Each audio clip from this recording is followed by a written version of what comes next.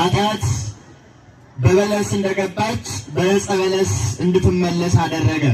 በልዩ ልዩ ምሳሌ መስቀል ሲነገር ከክርስቶስ መስቀል በቀር ትምክህት የለኝም። ከዳቦ ጋር ስለምናስተሳስረው መንፈሳዊ ኃይል ይጠፋብን። ታሪክ ነው ያላችሁ። የእውነት ድንቅ የሆነ ውበት የሆነ ለዓለም የተርፍ ታሪክ ነው ያለው።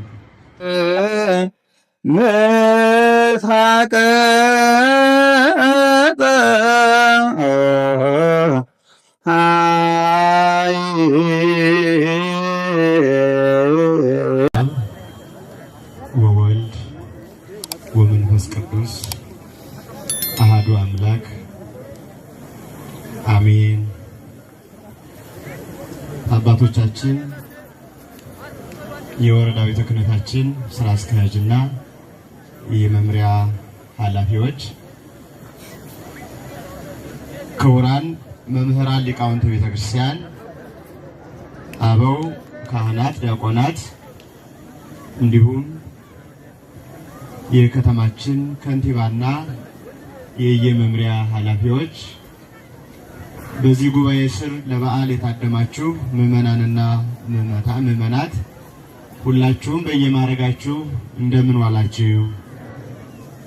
ልዑል አምላካችን እግዚአብሔር በሀብት ስቦ በረድኤት አቅርቦ በቸርነቱ መግቦ ከዚህ ዕለት ከዚህ ሰዓት ስላደረሰን ስሙ የተመሰገነ ይሁን። እለ ስድስቱ ክነፊሆሙ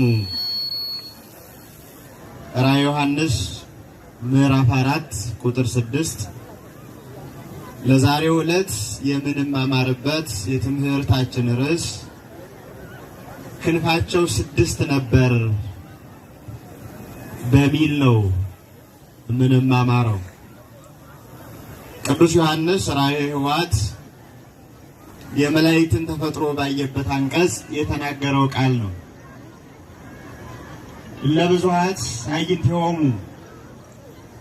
ዓይናቸው ብዙ ነበር፣ እለ ስድስቱ ክነፊሆሙ ክንፋቸውም 6 ነበር ብሎ ስለ ሱራፌልና ስለ ኪሩቤል በሚናገርበት አንቀጹ የሥላሴን መንበር የተሸከሙ 4ቱ እንስሳ ክንፋቸው 6 እንደነበር ይናገራል። ብዙ ማብራሪያ ለዚህ አይሰጥም ጊዜው ስላልሆነ፣ ለበዓሉ የሚስማማውን ሐሳብ ብቻ ነው ማስታወሳችሁ። ኪሩቤል በ2 ክንፋቸው ወደ ላይ ይሸፍናሉ፣ በ2 ክንፋቸው ወደ ታች ይሸፍናሉ፣ በ2 ክንፋቸው ረበው ይቆማሉ።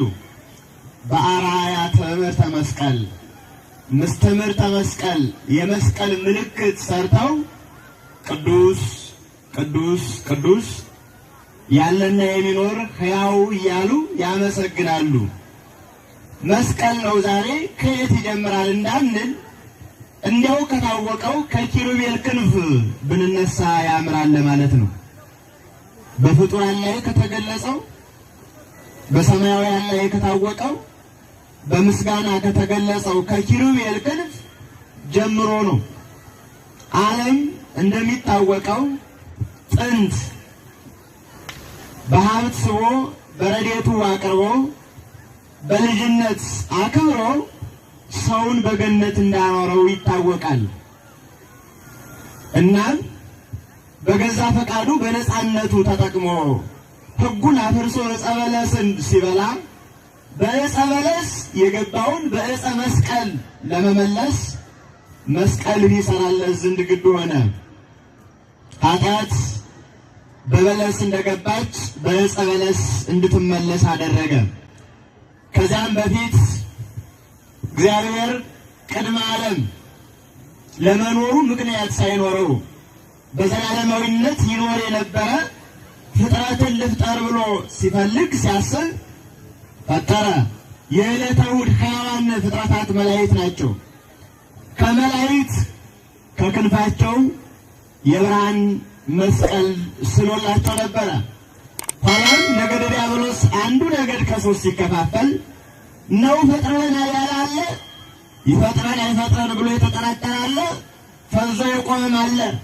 በዚያ መካከል የኃይል ድል የሚያደርጉበትን ምስጢር ለነ ቅዱስ ሚካኤል ለነ ቅዱስ ገብርኤል ትምህርተ መስቀል ሰጣቸው።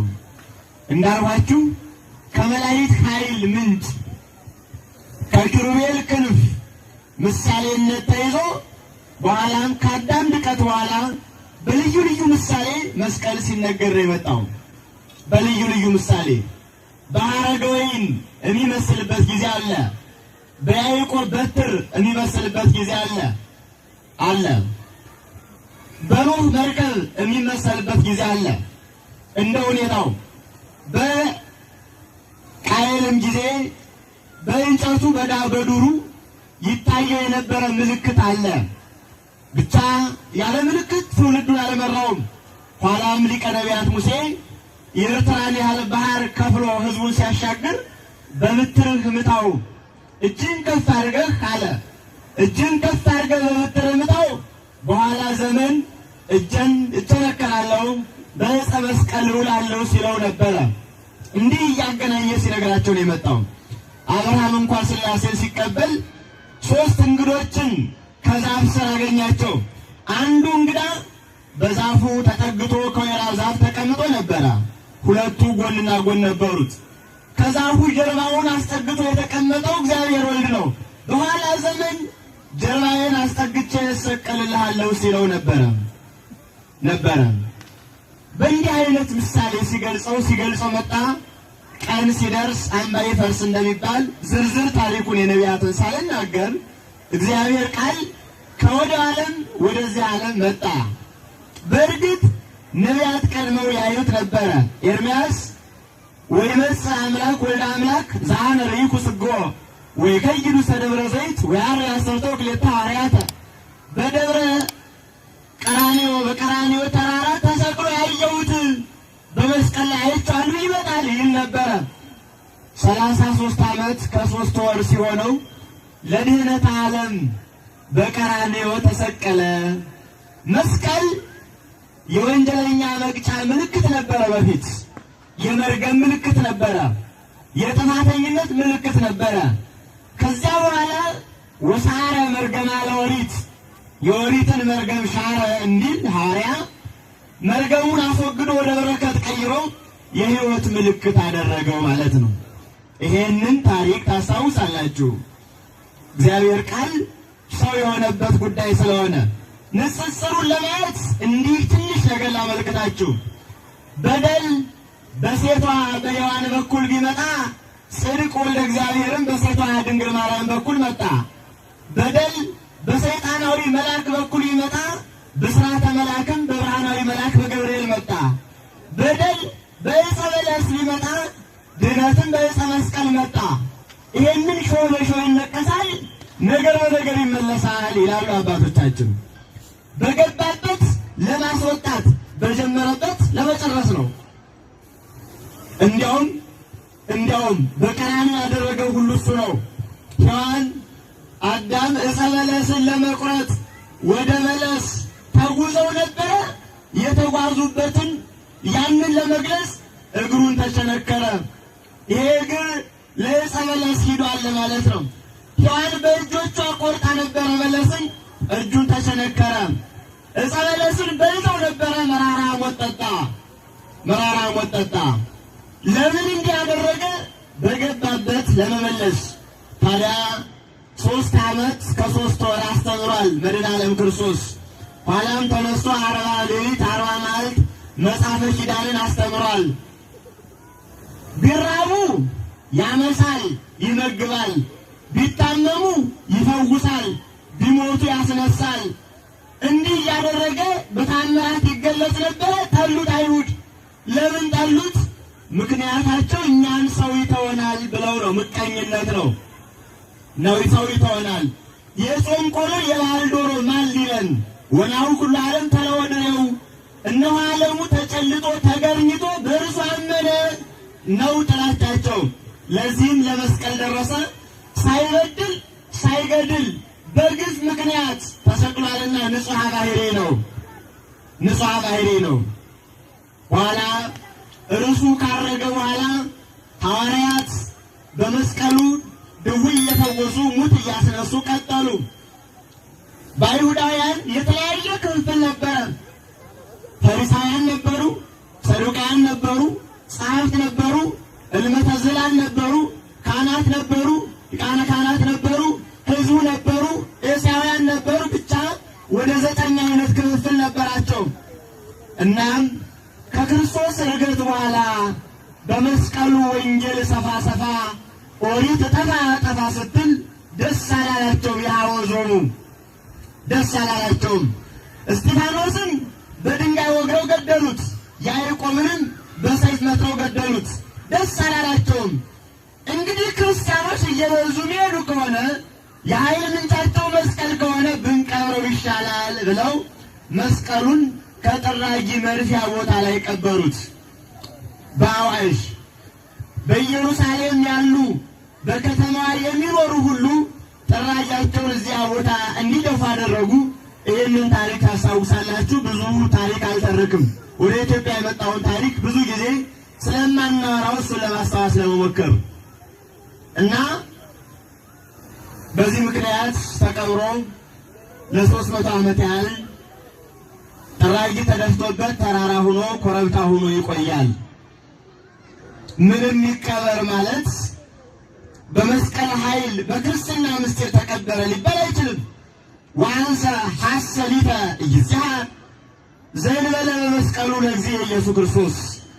እኔ ግን ከጌታዬ ከክርስቶስ መስቀል በቀር ትምክህት የለኝም ይላል ሐዋርያው። ይላል ኃይል ከማድረግ አልቀበሩትም፣ ስለመሰላቸው ነው። ወእኩይ ሰብእሲ ይትለአል ውስተ ታኪ ይስሕት ወያስሕት። ክፉ ሰው ከክፋት ወደ ክፋት ይሄዳል፣ ይስታልም ያስታልም። ገደሉትም፣ የተሰቀለበትም ሰቀሉትም። ይሄ ክፉነት ነው፣ በጣም ክፉነት ነው። በደሉ ምንድነው? ምንም ብቻ ከ1 ዓመተ ምህረት እስከ 70 ዓመተ ምህረት ዘመነ ሐዋርያት ይባላል። ከ70 ዓመተ ምህረት እስከ 170 ዓመተ ምህረት ዘመነ ሐዋርያት ነው ይባላል። ከ170 ዓመተ ምህረት እስከ 274 ዓመተ ምህረት ዘመነ ሰማዕታት ዋዜማ ይባላል። ከ274 እስከ 312 ባለው ደግሞ ዘመነ ሰማዕታት ይባላል። ዲዮቅልጥያኖስና መክስሚያኖስ አብያተ ክርስቲያናት ይዘጉ፣ አብያተ ጣዖታት ይከፈቱ ብለው በአዋጅ ክርስትና ሊቃወሙት ነበረ። እግዚአብሔር ቸር ነውና ማፈራረቁ የማይጎልበት መዓልትና ሌሊትን ክረምትና በጋ እንደሚመግብ እንደሚያፈራርቅ ክፉን አሳልፎ በጎ ቆስጠንጢኖስ ሲመጣ አብያተ ክርስቲያናት ይከፈቱ፣ ማንም ሰው በነፃነት ያምልክ ብሎ የነፃነት አዋጅ ሲያውጅ እናቱ እሌኒ ልጄ እኔ እናትህ በችግር ምክንያት ተሰድጄ ስለታለኝ ታሪኳን ታውቃላችሁ። ነጋዴያን ባሏ ተርሚኖስ ለንግድ በሄደበት 3 ዓመት ቆይቶ ሲመለስ ከባህር ሲደርሱ ወደ ወደቡ እኛ ብዙ ወረት አትርፈን ነግደን ወጥተን ወርደን አትርፈን መጣን፣ ሚስቶቻችን ሌላ ወደው ለምነው ቢቆዩ እንጃ ሲባባሉ እኔ የተርሚኖስ ሚስት እንዲህ አይነት እንኳን ልጠረጥራት ነቅ የለብኝም፣ ህሊና ውስጥ ትርታ የለም አለ። ያንተ ሚስት ከያን ሴቶች ትለያለች ብለው ወቀሱት። እንወራረድ ተባብለው ተወራርደው ሂደው ነው እንግዲህ በብዙ ስህተት መንገድ በመታቀው ጉዳይ እርሱ የሚያውቀውን ወርቅ ሰራተኛዋ አውጥታ ሰጥታት የሞኝ ሚስት በምልክት እንደሚባል ተመልሶ ሲመጣ በሐዘን ውስጥ ተሞላ ቤቱ። ምን ነው አለችው። በዚህ ምክንያት ወደ ባህር እንደጣላት ታሪክ ይነግረናል። ከዚያም በኋላ ወደ ደርሳ ከቆስጠንጢኖስ አባት ከቁንስጣ ቤት እንደኖረችና ጌታዬ ሆይ ልጅ ስጠኝ ብልህ ሃይማኖት ካለው ትሰጠኛለህ እንጂ ለምን ብላ ብትጠይቅ ጡቷን በጥታ ደም አውጥታ ቀብታ አብራው እንድትኖር መልአክ ነግሯት በዚህ መልኩ ቆስጠንጢኖስ ተወልዷል። በዚህ መንገድ የመጣ ነው። ስለዚህም ስለት ስላለኝ ጌታዬ የተሰቀለበትን መስቀል አይሁድ የቀበሩትን ማውጣት ፈልጋለሁ ሰው ስጠኝ ብላ በዛሬው ቀን ደመራ ደምራ መስቀል መቆፈር የጀመረችበት ነው። ዛሬ ማለት ዛሬ ዋዜማው 17 ማለት ነው። ይህ ታሪክ ይታወቃል። ይሄም ሆነና የወጣው ቅዳሜ ቀን ነው።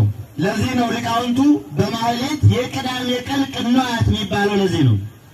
ኋላም እስከ 6ኛው መቶ ክፍለ ዘመን ጀመረ።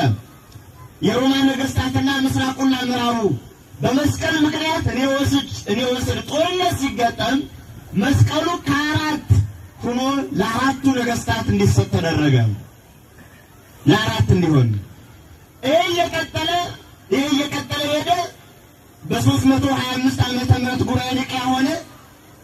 በጊዜው በ327 ዓመተ ምህረት መስቀል ወጣ።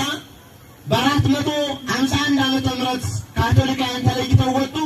የመስቀል ጦርነት እንደገና እየጸና ሄደ። ዝርዝር ታሪክ ለማስታወስ አልችልም እንጂ ሰዓቱ እንዲህ እያለ ይቀጥልና እስከ 1054 ዓመተ ምህረት እስከ ምስራቃውያን መለያየት እነ ዩክሬን፣ ራሽያ፣ ግሪክ የሚባሉት እስከሚለያዩበት ይሄ ታሪክ ይሄ ቀውስ ነበረ ሂደቶቹ። ኋላም በመስቀል ጦርነት ምክንያት በብዙ ምክንያቶች የእስያ ምድር ወደ ሌላ መንገድ እንዲገባ ሆኗል ማለት ነው። ታሪክ እንደሚነግረን በኢትዮጵያ ሀገራችን በ34 ታሪኩን ለማስታወስ መጀመሪያ በአንድ ዓመተ ምህረት ክርስቶስ በተወለደበት በአንድ ዓመተ ምህረት ንጉሥ ባዚን የኢትዮጵያው ንጉሠ ነገሥት ባዚን ወርቅ፣ ዕጣን፣ ከርቤ ይዘው 70 ሰገል ሲገብሩ ጌታዬ መጥቷል ብሎ ወርቅ ሂዶ ገብሮለት መጣ። ከ70 ሰገል አንዱ ነው። ሁለተኛ በዚያ አንጻር ሁለተኛ በ34 ዓመተ ምህረት ወለታች ልመልሳችሁ ሄሮድስ ሕፃኑን ሊገለው ሲፈልገው ሕፃኑንና እናቱን ይዘህ ሂድ ሲለው ወደ ግብፅ ሀገር ተሰዶ እናታችን ቅድስት ድንግል ማርያም በ5 ዓመተ ምህረት ወደ ኢትዮጵያ መጣች። የኢትዮጵያን ገዳማት ገደመች። በ5 ነው ያልኋችሁ፣ ልብ በሉ። ንጉሱ በ1 ድንግል ማርያም በ5። ክርስቶስ 33 ዓመት ከ4 ወር ከ10 ቀን ቆይቶ ሲያርግ ባረገባት ወራት በዚያች ወራት ገና ዓለምን ዞሮ ለማስተማር ሐዋርያት ሳይወጡ የኢትዮጵያ የገንዘብ ሚኒስተር የእንደኬ ጃንደረባ ባኮስ አቤላክ የሚባለው የገንዘብ ሚኒስተር የኢሳይያስን መጽሐፍ ጥቅል ብራናውን ግዕዙን እየተነተነ ሲያነብ ሁልትሮ ለዚህ ሰረገላ በመልአክ የተመራ ፊልጶስ መጥቶ አጠመቀው። በ34 ዓመተ ምህረት ክርስትና ኢትዮጵያ ውስጥ ብሔራዊ ሃይማኖት ሆነ። ኢትዮጵያ ውስጥ ክርስትና ገባ አይባልም። በእውነት አላዋቂ በጣም ትክክል አይደለም። በጣም አለውቀት የሚነገሩ ነገሮች አሉ። ኢትዮጵያ ክርስትና አልገባም። ታዲያ ምን ሆነ? ሽግግር ነው። ከብሉይ ወደ አዲስ፣ ከምሳሌ ወደ አማን፣ ከጥላ ወደ አካል ነው የመጣ ነው እንጂ የሆነ እንደሌላ ቦታ ላይ እንዳይዛም ተሰውቆ አልመጣም። የነበረውን ነው። ይወርዳል ተባለ ተወረደ፣ ይጸነሳል ተባለ ተጸነሰ፣ ይሞታል ተባለ ሞተ ብሎ ማመን ሽግግር እንጂ አዲስ እምነት አልመጣም ማለት ነው። ሽግግር ነው። መቼ? በ34 ዓመተ ምህረት ይፋዊ ማለት ነው። ባርኮስ ሐዋርያችን መምህራችን እያስተማረ ህንድ ሀገር በሰማዕትነት አለፈ። ህንድ ሀገር ሄዶ ልውሰዳችሁ። ከዚያ በኋላ ሐዋርያት መጥተው አስተምረዋል። እነ ቅዱስ ማቴዎስ። ከዚያ በኋላም ብዙ አባቶች ቅዱሳን የኢትዮጵያን ታሪክና ጽዮንን ፍለጋ ለመምጣት ሞክረዋል። እንዲህ እያለ በ842 ዓመተ ምህረት በጉሊት መነሳት መከራ ሲደርስ ከዚያም በኋላ በዛጉዌ ሥርወ መንግሥት 333 ዓመት ክርስትና እነ ላሊበላ በሰማያዊ ሕንፃ ዲዛይን አምሳል ሲገልጹ በ14ኛው ክፍለ ዘመን ታሪክ ሌላ ቅርጽ፣ ሌላ ሂደት በከፍታ ይቀጥላል። ይህን ለማስታወስ ነው የምፈልገው። ረጅም ነው ጉዳዩና እንደው መጠቅለል በጣም ከባድ ነው። ትልቁን መጠቅለል ትንሹን ማርዘም ይቀላል ብዙን ከመጠቅለል እና ምን ሆነ መሰላችሁ? በኢትዮጵያ ውስጥ 4 ኃያላን የሚባሉ ቅዱሳን ተነሱ። እነ አባ ኢየሱስ ሞዐ፣ እነ አባ ተክለ ሃይማኖት፣ እነ አባ ዮስጣቴዎስ፣ እነ አባ መድኃኒነ እግዚእ። ልብ በሉ። እነ አባ ኢየሱስ ሞዐ ብዙ አመርተዋል። እነ አባ ጊዮርጊስ ዘጋስጫን፣ እና አባ በጸሎተ ሚካኤልን እና አባ ተክለ ሃይማኖትን እና አባ ላሊቆስ እንቆላይሪን እና አባ እንድርያስ ዘወለቃን እና አባ ያዕቆብን እና አባ ዘካርያስ እና አባ ተክለ ኢየሱስ ብቻ ስንቱን 800 ሕያዋን ቅዱሳን አምርተው ሲለቁ ዛሬ በየገዳማቱ ያሉ ብራና መጻሕፍቶች እነዚህ አባቶች ያስቀመጧቸው አሻራዎች ናቸው። እና አባ ተክለ ሃይማኖትን እና አባ ሳሙኤል ዘደብረ ወገግ እና አቡነ አኖሬዎስ እና አባ ፊልጶስ ደብረ ሊባኖስ እና አባ ኢዮስያስ እና አባ ማትያስ እና አባ ያዕቆብ 12ቱን ምሁራነ እድ በኢትዮጵያ ደረጃ በሐዋርያዊ ስብከት እያስተማሩ ሰላምን እየዘሩ የምስራች እየነገሩ አስተማሩ። እና አባ መድኃኒነ እግዚእም እና አባ ሳሙኤል ዘቆየጻ እና አባ ሳሙኤል ዘጣሬጣ እና አባ ሳሙኤል ዘዋልድባ እና አባ ሳሙኤል ዘሃሌሉያ እና አባ ያሳይ ዘጣና ብቻ ስንቱን እኒህ አምርተው ላኩ። እነዚህም አረሰረሱት። እና አባ ኤዎስጣቴዎስም ብዙ እነ ብፁዕ አምላክ እነ ሰይፈ ሥላሴ እና አቡነ ዮናስ የሚባሉ ዝርዝር ባልጨረሳቸው እንደ ነፋሳት ኢትዮጵያ ዛሬ ያላትን የታሪክ መልክ እንድትይዝ ስራ ሰርተዋል። ነገር ከስሩ ውሃ ከጥሩ ነው። ብዙ ጊዜ ሌላም ሰዓት በደንብ ስለማናገኛችሁ ነው አሁን ማወራችሁ። ክትት ያለ ልብ አሁን ስላለን በኋላ አጼ ዳዊት ታሪኮች አሉት፣ ብዙ ሂደቶች። አጼ ዳዊት በነገሰበት ወራት እንዲሆነ የኢትዮጵያን መስቀል ለማውራት ነው። እንደ ሌሎች ሀገር አይደለም። እኛ መስቀልን አሁን እያከበርን ያለ ነው። እንለያለን። እንደ ሌሎች አይደለም። የኛ በሰንበት ላይ ደብረ ዘይት ነው፣ ድርብ ነው። እሌሊ ያስወጣችሁ ታሪክም አለ፣ ኢትዮጵያ የገባበት ታሪክም አለን። ሁለቱን ነው የምናከብረው። ኢትዮጵያ የበኩር ልጅ ናት። ኢትዮጵያ የእግዚአብሔር የበኩር ልጁ ናት። ጥንት ለሙሴ የሰጠውን የቃል ኪዳኑን ታቦት የሰጠ ለኢትዮጵያውያን፣ ኋላም የተሰቀለበትን የኪዳን መስቀል የሰጠ ለኢትዮጵያውያን ነው። ለምን? ቤት ከነጉልላቱ ቅጽር ከነማዕዘንቱ መውረስ የምትችል የበኩር ልጅ ናት። ዓይናችንን ከፍተን ማየት ይጠይቃል። ብዙ ጊዜ ከዳቦ ጋር ስለምናስተሳስረው መንፈሳዊ ዓይን ይጠፋብናል። ትናንት የነበረንም ከዛሬ ጋር ማየትም ግድ ይለናል እና በአጼ ዳዊት ምክንያት ግብፅ ያሉ ክርስቲያኖች የግብፅ ሱልጣኖች መከራ ሲያጸኑባቸው ለአጼ ዳዊት ደብዳቤ ተላከ። እባክህ እርዳን አሉት። አጼ ዳዊትም አባይን ገደለ። የአባይ መገደብ ታሪኮች ወደ 5 ያህል ታሪኮች አሉት። በነገራችን ላይ የመጀመሪያው የሚጀምረው በሙሴ ነው። በሙሴ ዘመን ፈርዖናውያን ግብፃውያን ለኢትዮጵያ ግብር ይገብሩ ነበረ። አልገብር ብለው አባይን ገድበውት ሙሴ ለማማለድ እባክህ ልቀቅልን ለማለት መጥቶ ሙሴ ፍትሐ እግዚአብሔር የእግዚአብሔር አምሳል ነውና አፋቅሮ የኢትዮጵያውን ንጉሥ ልጅ አግብቶ ሄደው ያን ጊዜ ነው። ሙሴም ኢትዮጵያዊቷን አገባ የሚለን ኦሪት ዘኍልቍ ይሄንን ነው። ታሪክ አለው። ጊዮርጊስ ወልደ ሐሚድ በስርዓት ይነግረናል። እንዳልዘረዝረው እስመ ዕጹር ለቴ ጊዜ ያጥራል አይምሮ ይፈዛል። እንዲህ እያለ ይመጣል። ከነ ሀርቤ ይመጣል፣ ከነ ንጉሥ ዳዊት ይገልጻል እያለ ማለት ነው። ታዲያ ውሃውንም ወዲያው ተማጸነ። ከዚህ በኋላ እንዲህ አላረግም ማለት እኔስ ድሮ ምን በቀላለኝ? አትክፋ፣ ሰውን በነፃነት እንዳመልክ አትቃወም አልሁ እንጂ አለው። በዚህም ምክንያት ተመልሶ ወደ ኢትዮጵያ መጣ። የግብፅ ክርስቲያኖች ምን አሉ? የግብፅ ክርስቲያኖች አባታችን ንጉሳችን እንዲህ ያደረግልንና ብለው 12,000 ወቄት፣ ተረጋግታችሁ አዳምጡኝ፣ 12,000 ወቄት ለንጉሱ ላኩለት። እኔ የወርቄ ብር ድሃ ስላልሆንኩ የጌታዬን መስቀል ነው የምፈልግ አለ።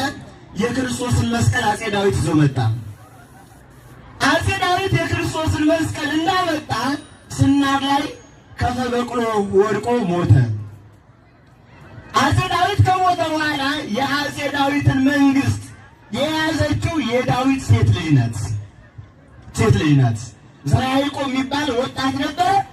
ተፈለገ ጣጣ ገዳም ገብቶ ለ20 ዓመት ብሉይ ከአዲስ እያመሳጠረ ያደገ ሊቅ ነው ዘርዓ ያዕቆብ። ብሉይ ከአዲስ ዝርዝር ታሪክ አለው። በኋላ የአባቴን ዳዊትን ዙፋን መውረስ ያለበት ወንድም አለ ይምጣልኝ ብላ አስፈለገች። ተፈልጎ በብዙ ምክንያት የተገኘው ዝርዝር ታሪክ አለው። እሱ ዘርዓ ያዕቆብ ንጉሠ ነገሥት የክርስቶስን መስቀል ይዞ 3 ዓመት ከ3 ወር ተራራ ለተራራ መስቀልን ከመስቀለኛ ቦታ ላይ አኑር ብሎት ተራራ ለተራራ የኢትዮጵያ ገዳማት አድባራት እያስባረከ 3 ዓመት ከ3 ወር የክርስቶስ መስቀል የኢትዮጵያን ምድር ዙሯል። እኛ ትልቁ ታሪካችን ነው። ትልቁ በመስቀለ ክርስቶስ ያልተባረኩ ገዳማት የሉንም። በእንዲህ አይነት ሂደት እንዴት መጣ አካል የበዓል አከባበራዊ ሂደቱ የሚጀምረው ከክርስቶስ መስቀል መምጣት አይደለም። ከንጉሥ ገብረ መስቀል ነው የሚጀምረው። 5ኛው ክፍለ ዘመን አፄ ገብረ መስቀል የጥምቀትን እና የመስቀልን በዓል ስሙን ገብረ መስቀል በዓሉን በዓለ መስቀል ያሰኘው እሱ ነው። በዓሉን በዓለ መስቀል አፄ ገብረ መስቀል የደመራ በዓል እንዲከበር አደረገ። ከዚያ በኋላ እነ ላሊበላ ንጉሥ ላሊበላ እነ ይምራ እነ ናኩቶ እነዚህ እነ አባቶቻችን 4ቱ ቅዱሳን ነገሥታት የበለጠ እንዲጎላ አደረጉት። እንዲጎላ ከዚያ በኋላ አፄ ዳዊት ከዚያ በኋላ ዘርዓ ያዕቆብ ሲመጣ መስከረም 10 ቀን በዓለ ጽጌ ተቀጸል ጽጌ የሚባል የበዓል ቀን ነበረ። አሁን ሽማግሌዎች አባቶች ታውቁታላችሁ ይህንን ጉዳይ። ተቀጸል ጽጌ ንጉሡ ከዙፋን ይቀመጣል። ደናግሉ የአበባ ጉንጉን ይዘው በዚያ ቦታ ተገኝተው ወረቡ ሊቃውንት አቅርበው ተቀጸል ጽጌ ክርስቶስ አክሊለ ሦክ ደፋ፣ ንጉሣችን አንተ ግን የአበባ ጉንጉን ይገባሃል ብለው አክሊል ያደርጉለት ነበረ። ያንን አክሊል ተቀብሎ ለዓመቱ ለሕዝቡ ቃል ገብቶ ለሀገር በረከትን ሰላምን ተመኝቶ ሕዝቡን ያሰናብትና ይሄድ ነበር። ክቡር ነው በሀገራችን ሹም የእውነት። ከጥቂት ጊዜ በኋላ እንግዲህ አሁን ባለው ሂደት አይደለም የተሾመን ለመዳሰስ ምን ያህል ክብር እንደነበረን ልነግራችሁ አልችልም። ኢትዮጵያ ውስጥ 2 ታሪካዊ ነገሥታት አሉ። አንደኛው 1 ሰዓት ብቻ የነገሰ፣ አንደኛው 6 ሰዓት ብቻ የነገሰ። አንደኛው እንደነገሰ ሕዝቡ የበረከት ለማግኘት ሲጋፋ ሳያውቁ ተጭኖት ሞተ። ጠልተውት አይደለም ጸጋ ለማግኘት መሲሁን ብለው። ሁለተኛውም እንደዚሁ ለመዳሰስ ምግብ አጥቶ ትንፋሽ አጥቶ ሞቷል። እንደዚህ የክፉ እንዳይመስላችሁ በጣም ክብር ነበረ። እሱም ለሕዝቡ ያገለግላል፣ ሕዝቡም ለመሪው ታማኝ ሆኖ የነበረው የእውነት ማለት ነው። የእውነት ታዲያ ከመስከረም 10 ጀምሮ እስከ መስከረም 21 ቀን ድረስ በኢትዮጵያን እጅግ የተዋበ በዓል ነው። እሸቱ ይደርሳል። እሸቱን ምክንያት ሆኖ እንደገና የመስቀሉ በዓል አለ። ወሩ ወርኃ ጥቢ ነው፣ መስከረም ነው። ወሩ ሳምንቱ ሰሙነ መስቀል ነው። የተቀጸል ጽጌ በዓል እስከ 16 የመስቀል በዓል ደግሞ ከ16 እስከ 21 ከ25 ይቀጥላል ማለት እስከ ጽጌ ድረስ እንዲህ እየተከበረ መጣ። አሁን ደመራ የሚባለው ማለት ነው። ደመራ በኢትዮጵያን 2 ደመራ አለ። አንዱ ዋዜማ፣ አንዱ የዓይነታ ደመራ ነው። የእውነት ታሪክ ያስታውሰን የለ የዋዜማ አሁን ያለው ዋዜማ ደመራ ነው። ነገ ደግሞ ጠዋት የሚያከብሩ ደመራ አለ። የምሽት ደመራ ህዝባዊ ደመራ ነው የሚባለው። የእውነት ህዝባዊ ህዝቡ ደምሮ በየደብሩ በየማከበሪያው ይገኝና ደመራውን ለኩሶ እየዘመረ ጸሎት አድርጎ የዓመት አደረሰ እያለ ይሄዳል። የጠዋቱ ደመራ ንጉሠ ደመራ ይባላል። የንጉሱ ደመራ ነው። በየአካባቢ ንጉሱ ካለ ንጉሱ፣ የአውራጃው መሪ ካለ የአውራጃው መሪ፣ እንደዚሁ ከንቲባ ካለ ከንተብት ይባላል በጥንቱ። ከንተሩ ካለ በከንተሩ ይመራና የጠዋቱ አጤ ደመራ የምሽቱ ህዝበ ደመራ ይባል ነበረ ነበረ። በዚህ ታሪክ ሁሉም ተውራ አያችሁ። ጠዋት ሁላው አይደለም መሪውን ተከትሎ ይሄዳል። ምሽት ግን በየቦታው ሊሆን ይችላል። ጎንደር ይሄ ዛሬ አለ። ዛሬ ምሽት በየጎጡ በየመንደሩ ደመራ አለ። ነገ ደግሞ የጋራ ደመራ ነው ያለው። በየቦታዎች አሉ። እዚህም ወደ ገጠር ወጣ ስንል እንደዚህ አይነት አለ። በእንዲህ አይነት ሂደት የመስቀል ስርዓት እየተመራ መስከረም 21 ቀን በአፄ ዘርዓ ያዕቆብ ዘመነ መንግስት በ1444 ዓመተ ምህረት ግሸን አምባ ላይ መስቀሌን ከመስቀለኛ ቦታ አኑር ብሎት መስቀሉም ከመስቀል ላይ ተቀምጦ መስቀላዊት ኢትዮጵያን መስቀል እያከበረች እንድትኖር ዙፋን ሆነች። ዝንቱ መስቀል ዘነበልባል ዘኪሩቤል ቢጽ ኪሩቤል በተዘቀደ የተሸከሙትን መስቀል ደግሞ 3 ሰዓት ያለበት ነውና ይበልጡም ለኢትዮጵያን የምስጢር ጓዳ አድርጎ ሰጣት። ኢትዮጵያ የእግዚአብሔር የምስጢር ጓዳ ናት። ያልሰጣት ምን አለ? ሰማያውያን የሚዘምሩበትን ዜማ ለኢትዮጵያ ሰጥቷል። የተሰቀለበትን መንበር የአዲስ ኪዳኑን ዙፋን መስቀል ለኢትዮጵያ ሰጥቷል። የብሉይን ሕግ 40 ዘመን እስራኤል የተመሩበትን ሕግ ለኢትዮጵያ ሰጥቷል። ምንድን ነበር ያልሰጠን? በጎ ከሚባለው ምንድን ነው ያልሰጠን? ምንም። አይናችንን ከፍተን ማየት አለብን። ትናንትን መርሳት ለዛሬ አይበጅም። ዛሬ በትናንት ላይ የተመሰረተ ነው። ባለ መስቀል የንጉሉ ያስታውሰናል። የይልጡንም ደግሞ መስቀላውያን መሆናችን ነግረናል። እንግዲህ መስቀሉን ሊል ያወጣቸው ወደ ኢትዮጵያ መጣ ወዘተ ታሪክ ዝርዝር ሂደት አለው። መጨረሻ መልእክት የለንገራችሁ ብዙ ስለሆነ ጉዳዩ እንዳላደክማችሁ። ይህን ካልን እኛ ክርስቲያኖች የክርስቶስን መስቀል እንድንሸከም ተነግረናል። ቀንበሬ ልዝብ ቀላል ነው ተሸከሙ ብሎ ነግሮናል። አንዳንዶች እንግዲህ የመስቀል ሁኔታ እንደ ሁኔታው ነው የሆንብን። ለበዓል መስቀለኛ ምንሆን ሰዎች አለን። ከሰው ጋራ መስቀለኛ ምንሆን ሰዎች አለን። እኛ ክርስቲያን ከሆነ ሁሌ መስቀል ነን። ለዓመት እናከብረው ብቻ አይደለም፣ ሁሌ እንኖራለን፣ በዓመት እናከብረዋለን። አያችሁ፣ ሁሌ የምንኖረው በዓመት እናከብረው ነው እንጂ ወደ ዓመት ሲመጣ መስቀለኛ ልብስ ለብሰን እስከዛ ድረስ ሌላ ሆነ እንድንኖር አይደለም። ሰው አንድ ነው። ሲመሽም አንድ ነው፣ ሲነጋም አንድ ነው። የበዓልም አንድ ነው፣ የአዛቦትም አንድ ነው። ሁለት ሰዎች እንዳልሆን ነው። አይሁድ የክርስቶስን መስቀል ቀብረውታል። እኛ ደግሞ በተግባር እንዳልቀብረው ነው። አንዳንዴ ውበት እያል ሰለጠን እያል ከአንገታችን ማተብ እምንበጥስ ሴቶችም አለን። ለፎቶ እያልን ፎቶ ያሳምር ብያል ክርስቲያን ላለመባል ፈሪዎችም ነን። በሌላው ምንም ክፉ እንድናደርግ አልተጠራንም፣ አልተገደልንም። ክርስትናችን ግን እንዳልኖር ግን አልተገደልንም። ማንም ግድ አይለንም ማለት በራሳችን ነጻ ፈቃድ ነው። በኦርቶዶክሳውያን የሆናችሁ ክርስቲያኖች በመሪነቱም ያላችሁ ወንድሞቻችን የእውነት እንዲያው ክርስትና የምታምኑበትን ኑሩበት፣ አትፍሩ። እኛም አለን፣ አባቶቻችሁም አሉ። ታሪካችሁ ቢሆኑ የሚያስደስት ታሪክ ነው ያላችሁ። የእውነት ድንቅ የሆነ ውበት የሆነ ለዓለም የተርፍ ታሪክ ነው ያለን። አንገት የሚያስደፋር ምንም ከእኔ አለማወቅ ምክንያት ካልሆነ በስተቀር ግሩም ታሪክ ነው ያለን።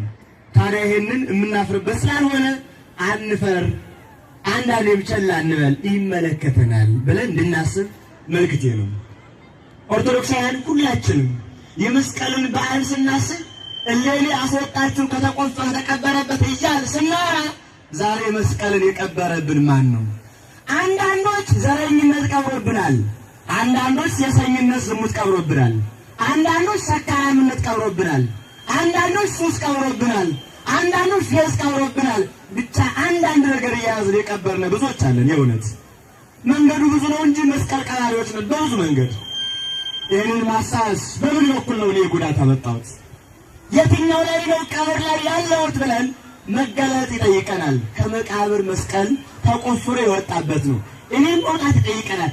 ከተለያዩ ተራዎች ከደባላዊነት ከመቃብር መውጣት ከቁፋሮ መውጣት አለብን። ተቆፍረን መውጣት። እኛ ብንወጣው በቃለ እግዚአብሔር ነው። እኛ ብንወጣው በንስሐ ነው። እኛ ብንወጣው በእውነተኛው የክርስቲያኖች አኗኗር የሰው ልጅ ልኬት ነው። ያንን ስናደርግ ሰው ሆነን እንገለጻለን። ከመምሰል ወደ መሆን እንመጣለን። እግዚአብሔር አምላካችን መሆን ያድለን። የኪሩቤል ምሳሌ አይታችኋል። ሰማያዊ ኪሩቤል መስቀለኛ ናቸው። እኛም መስቀለኛን እናተባለን። አባቶቻችንም ዕለት ዕለት ይባርኩናል። ትምህርተ መስቀል ነጠላም አለን። ይህም ሁሉ ነው ያለን። እግዚአብሔር አምላካችን የዓመት ሰው ይበለን፣ ይቆየን።